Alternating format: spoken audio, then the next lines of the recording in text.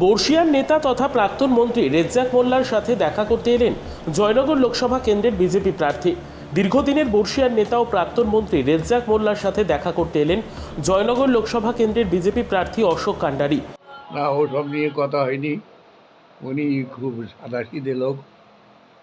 সোজা আমার কাছে নমস্কার করলেন। আমি বললাম যে ভগবান আপনার মঙ্গল করুক। এদিন দক্ষিণ চব্বিশ পরগনা জেলার ক্যানিং পূর্ব বিধানসভা এলাকায় নির্বাচনী প্রচারে আসেন জয়নগর লোকসভা কেন্দ্রের বিজেপি প্রার্থী অশোক কান্ডারি। প্রচারের ফাঁকে দলীয় কর্মীদের নিয়ে রেজ্জাক মোল্লার বাড়িতে আসেন তিনি। এরপর শারীরিক খোঁজ খবর নেন। এর পাশাপাশি রাজনীতির পরামর্শও নেন। বিজেপি প্রার্থীকে কাছে পেয়ে একাধিক পরামর্শ দেন বর্ষিয়ার নেতা Rezzak Molla. Bureau report, ICTV news Bangla. না, ওসব নিয়ে কথা হয়নি। উনি খুব সাদাসিধে লোক। সোজা আমার কাছে নমস্কার করলেন।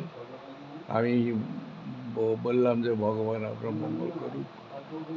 আর এমনি নিজে থেকে বললাম যে এই এলাকাটা যেহেতু মুসলিম পপুলেশন বেশি, স্বাভাবিকভাবে বিজেপির প্রার্থী থেকে সমর্থন দেবে না ওরা। আচ্ছা, আমি বললেও দেবে না। আর মমতা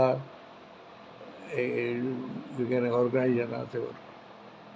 আপনি তাকে বর্ষিয়ার নেতা এবং ভোটের বহু বছর আপনি লড়াই করেছেন, মানে কি বার্তা দিলেন বা কি পরামর্শ দিলেন প্রার্থীকে? আমি বললাম ভগবান আপনার মঙ্গল করুক। আপনাকে এটা সৌজন্য সাক্ষাৎ। বয়স হয়েছে, উনি অসুস্থ, সেই জন্য ওনার সাথে সৌজন্য সাক্ষাৎ করতে এসেছি, দেখা করতে এসেছি। যেহেতু উনি তো রাজনীতিতে অনেক বর্ষিয়ান, মানে ডেফিনেটলি উনি তখন দক্ষিণ চব্বিশ পরগনার এইদিকে যা বলতেন সেটাই চলতো। ওনার এটা সৌজন্য সাক্ষাৎ ছাড়া অন্য কিছুই নয়। ওনার শারীরিক অবস্থা খোঁজ নিতেই এসেছি।